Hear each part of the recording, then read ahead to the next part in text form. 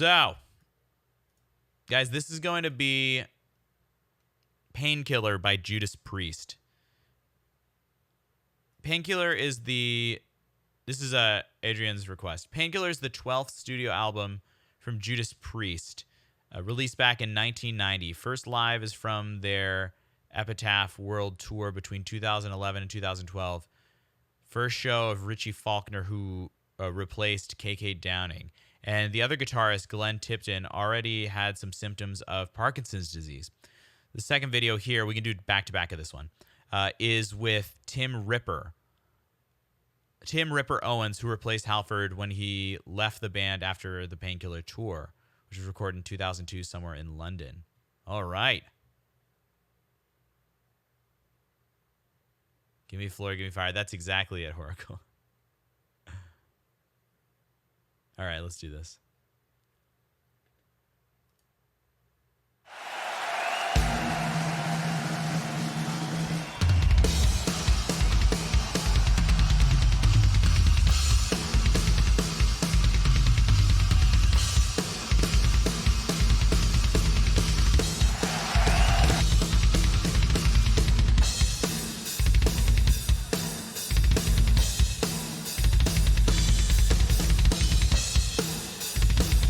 So this was the second recording that I mentioned in the description. We'll just go to the other one after this.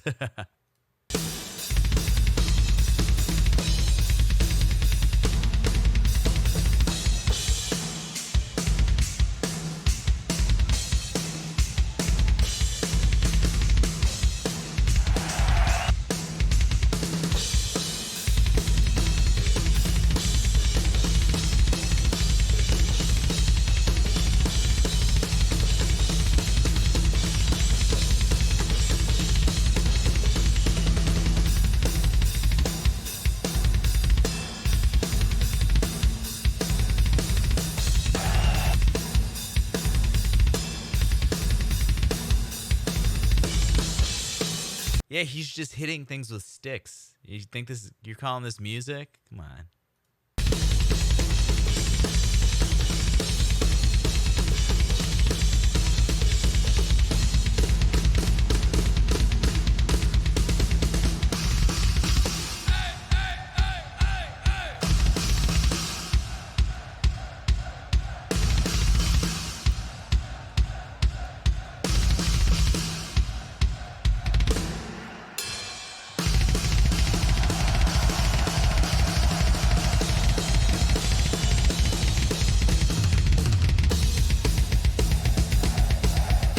Can you imagine, like, real talk though? Can you imagine being able to communicate this much information just by playing drums? Like, this is nuts.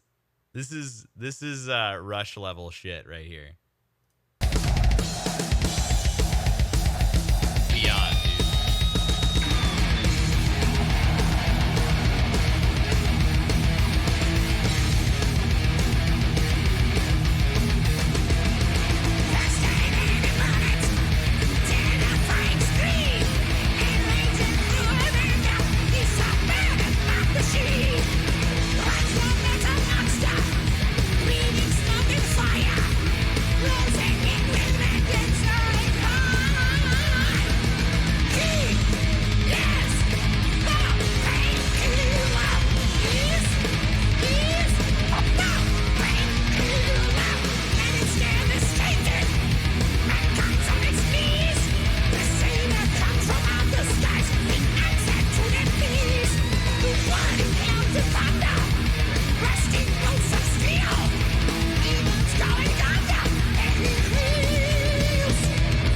One of the most insane voices in the entire world.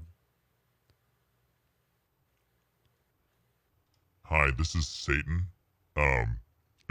This dude has got a voice that just shakes me to my bones. Like, come on, man. It's so connected for head voice, but it's also just it's the pure, like, tensile ability of those vocal cords to do that. It's the pure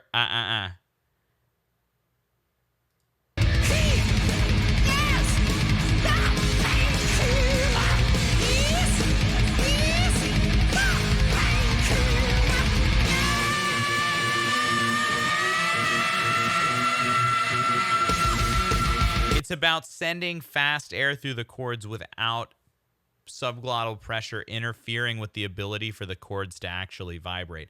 That's what he does in that position. Is he's streamlining the airflow. He's creating a really fast airflow without any need for tensing up here. That's like I'll call it like the Rob hunch, right? The Halford hunch, dude. TM, the Halford hunch. That's how he's able to send air so quickly, just letting it's like he's letting his spine hold his whole body in place without any any muscular involvement here other than the pulling of the vocal folds tight so that he can get up into that forward head voice position. The Halford hunch, man.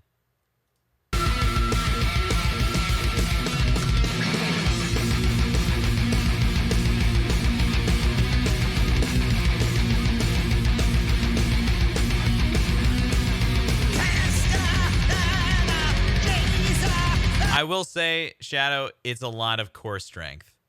Like a lot of core strength. And a lot of intense core strength. I mean, really world-class singers like this are like Olympic athletes at the end of it, you know? No, this is Halford.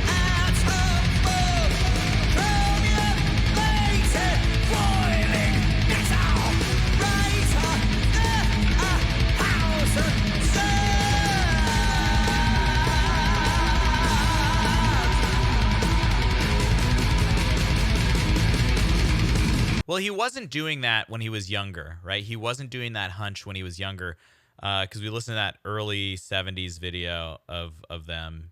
And he had a similar timbre, but there was a lot of inefficiency in his voice, a lot of breathiness, a lot of, added chest resonance, which was not necessary, really kind of holding back that effective sound that he's using so much in this. So as time goes on, you learn about efficiency just by doing it. You don't need to be taught that. If you're doing it enough, your body will say, hey, this doesn't work. This does work. That's how he developed the Halford hunch.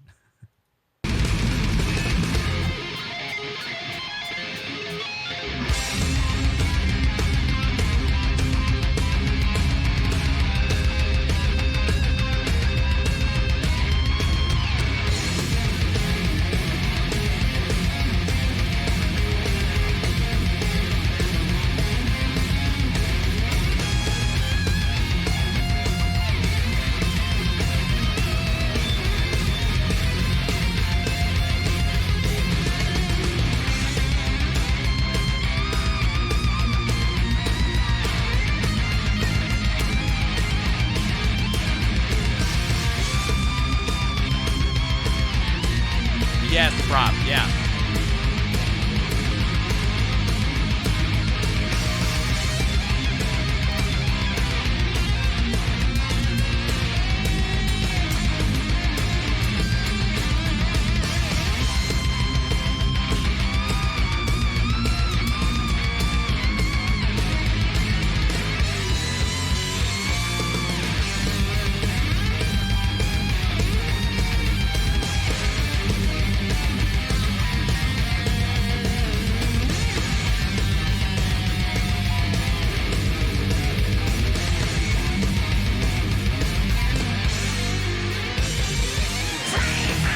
Oh, bravo, Glenn.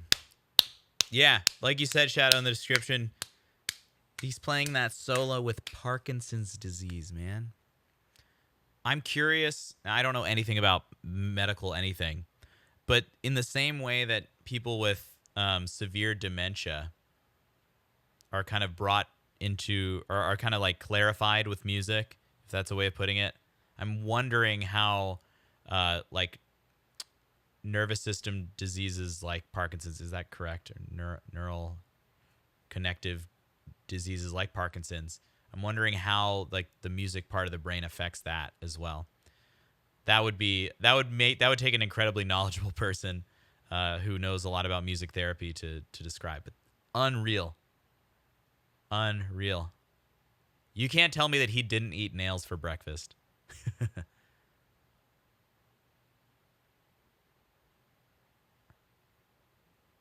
Prop. It's like he's so relaxed, right? It's just technique, man. It's just being one with the drums.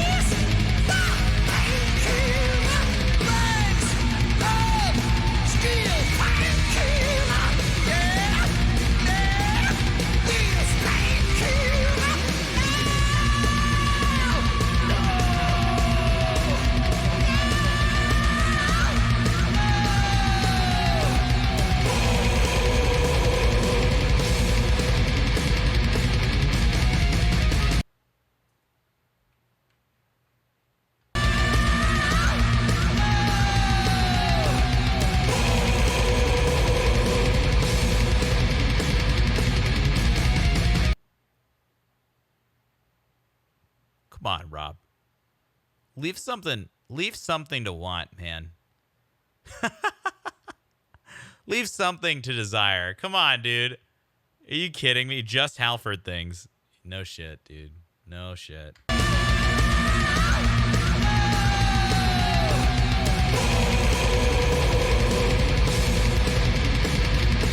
Wait.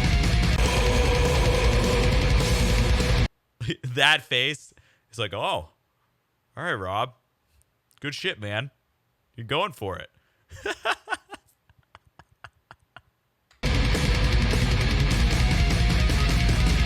That's Ian Hall. Yeah, just like, yo, okay.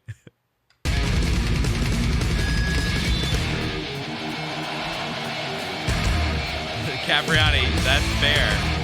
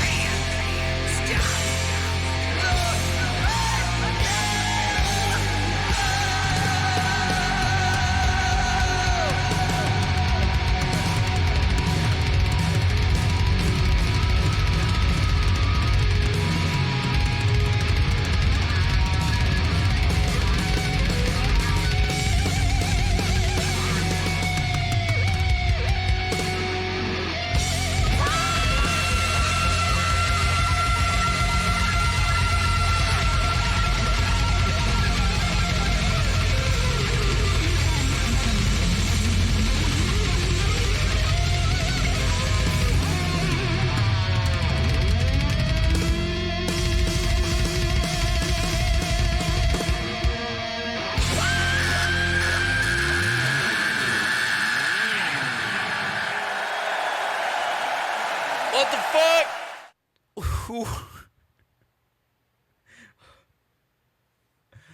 There was so many little things where I was like this and this and this and that and this and that and this. Judas Christ, man. Yeah, that got kind of scary sounding. Yeah, Rob, bro. That was everyone and every instrument. Absolute insanity.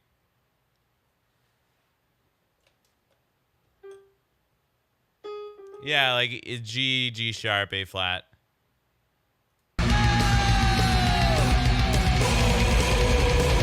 Okay, that's nuts. First of all, we got that growl in there, and everyone's like, "Okay, Rob." He does remind me a lot of Michael Kiske. They have very similar techniques and approaches. There are a couple dudes like Joff Tate. Well, no, Joff Tate and Bruce Dickinson are kind of in another camp, in that kind of the Dio camp of style. But there's the way that he negotiates, the way that Rob negotiates his middle voice, especially.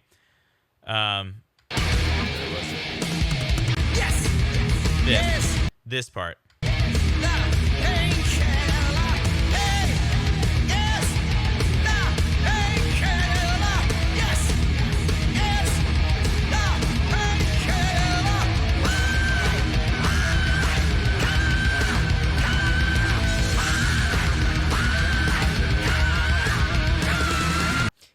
He has that place set up and just sends air into it and there's no interference with it. He doesn't have to, he knows exactly where it needs to be.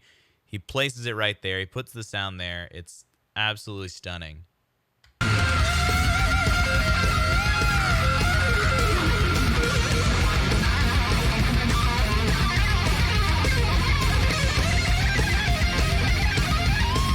It's not even the confidence. It's like learning any instrument, right? And this is where the through line of music goes, across the board. It's if you learn the instrument enough to be fluent with it, it's just there, and that comes down to amount of practicing done. That's musical fluency. It's just the sound goes from idea and word into the idea and word and emotion transmitted through singing. There's no musical pathway. There's no neural pathway that interferes with that. It's just unadulterated music. And 10 years later, he can do the same things. And 20 years before this, he was doing the same thing too. What is this? What year was this again?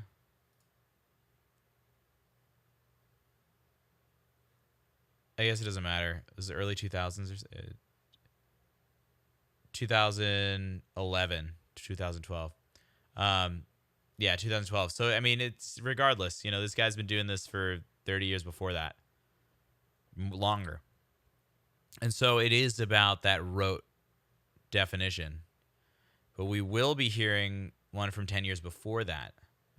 Let's just jump to that because I don't think I can handle the end of this again. Actually, I want to hear this.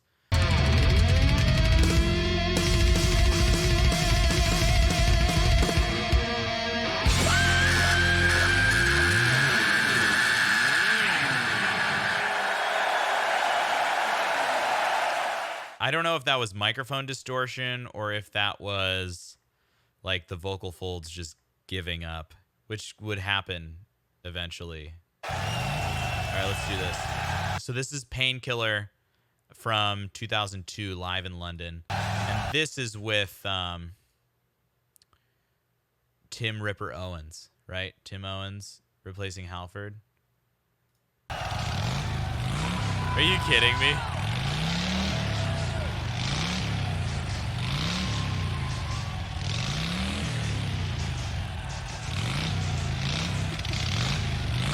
This is such a power move, dude.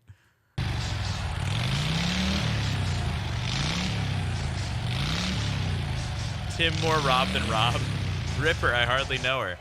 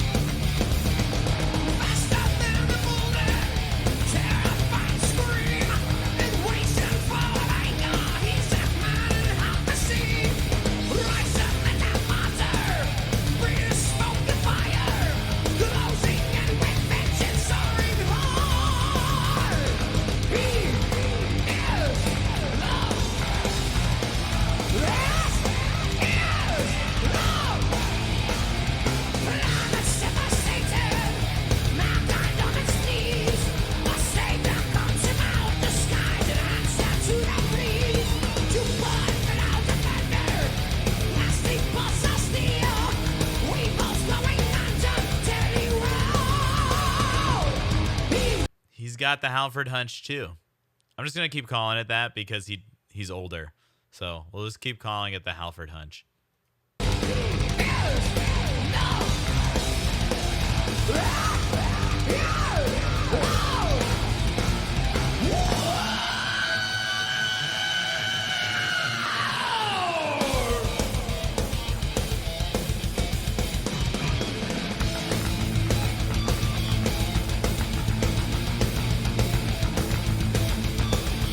That's a good point. How do you come after like a world superstar epic singer leaves a band and you have to replace him? It's not easy because this guy's nuts, but you can't put him next to Rob Halford. Honestly, he has a little bit of those inefficiency that I described from like 1970s Rob, where there's a little bit of airiness in the sound, a little bit, not that there's anything unreal about this, but just next to Rob, it becomes more obvious kind of what the difference is. Because they both have the mechanism down. It's just, again, inefficiencies that make the difference. Slight inefficiencies. People would call that unhealthy singing if you're being like black and white about it. But inefficiency is a much better way of describing things that kind of get in the way of a pure vocal sound.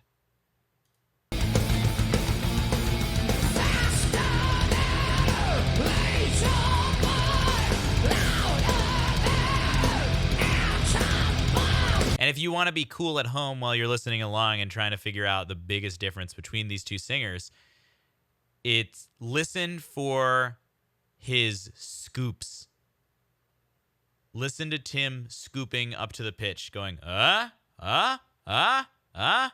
That's a sign of a vocal inefficiency that's very common, but Rob doesn't do that. Rob doesn't do those scoops unless it's an aesthetic thing. Rob doesn't do those scoops. It's a technical thing to start right on pitch. That means he's coordinated with his breath perfectly every time. That's the one thing. Yeah, no, there's nothing that's like less than absolutely stellar from both singers.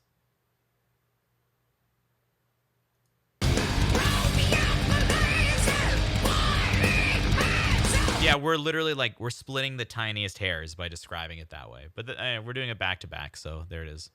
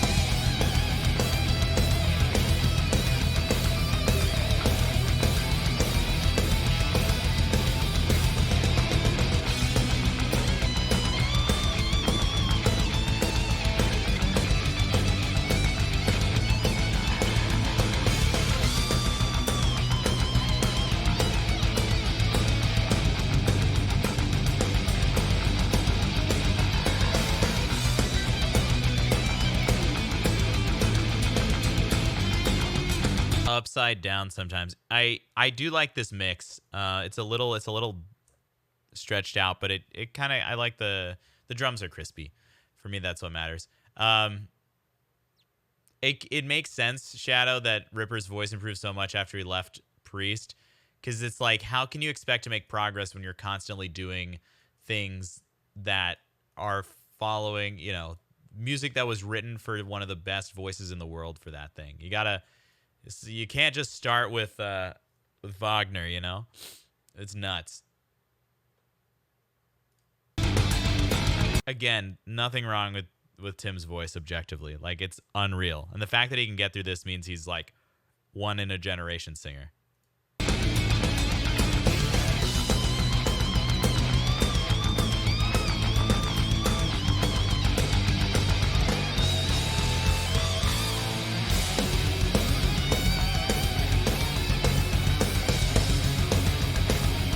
That too.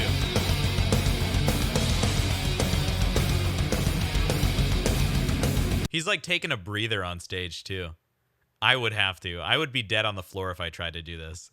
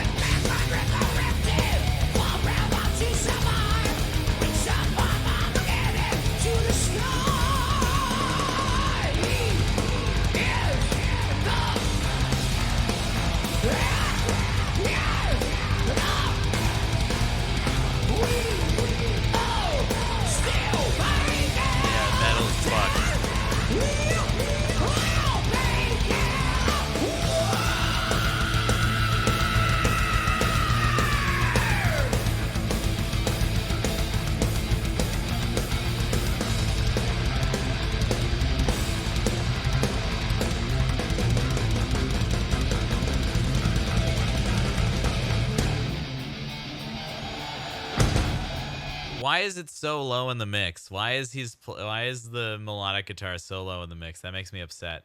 Yeah, dude. I mean, I'm curious as to what Tim Owens is doing, because this guy is up there with the best, obviously. Tim Owens, American singer.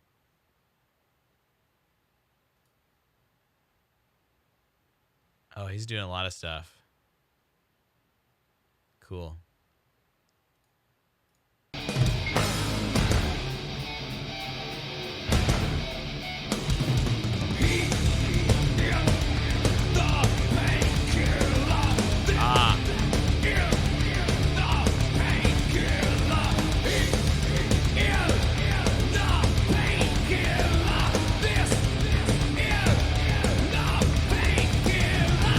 I'll give him one thing. He's got that consistent grit and like kind of false fold grit that Halford doesn't have. Halford maintains like a clean crispness, and especially in his middle voice, that contributes to that really clean timbre in the top. That doesn't do the same kind of, I don't know, grunginess. Not the same kind of oomph in the middle voice as what Tim does. So good for him, especially for maintaining that all the way up through the top, because you don't get that same kind of grit in Rob's singing. Rob is more of like a fine blade, whereas I guess Tim Ripper Owens is more like a chainsaw of a voice, if that makes sense. I think that's a good way of putting it. No pun intended, but that's kind of the idea. That's what I'm hearing, at least.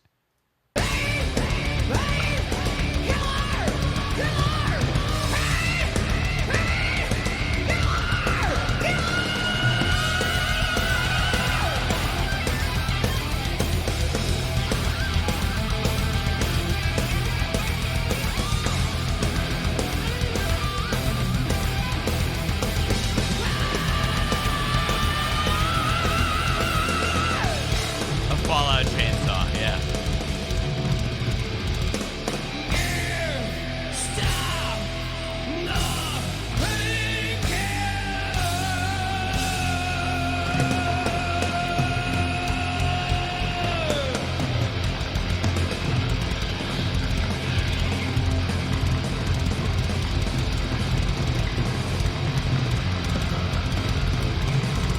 No true replacement.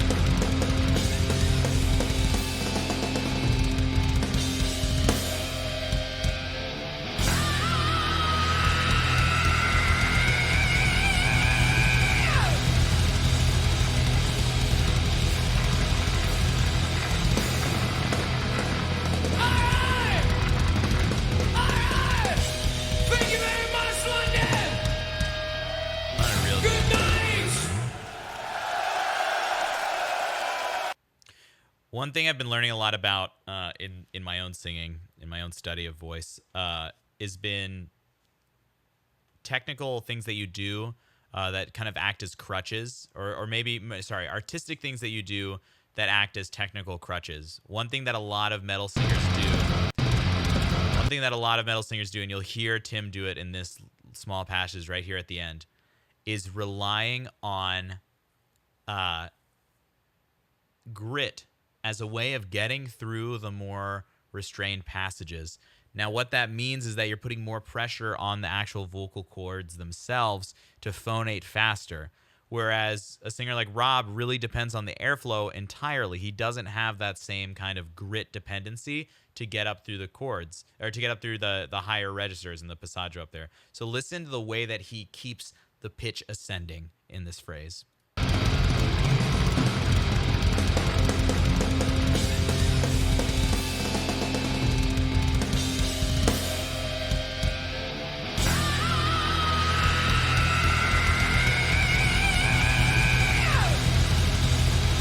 It gets up higher and it gets more pinch, but it also gets unsteady. Now that's a sign just that the technique is not entirely lined up. I would not be saying any of this if we hadn't just heard like the master Rob Halford describing what's happening, or heard him singing what's happening before, and we were describing what was happening.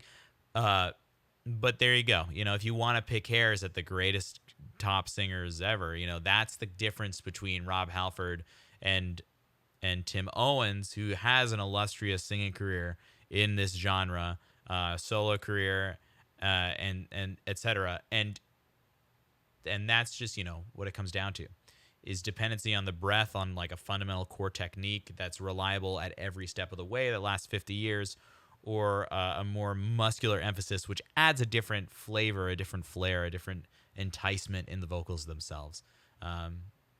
Yeah. It's still really dope, regardless. Amazing. Sweet. All right, good. Yo. Shadow, thank you for that one.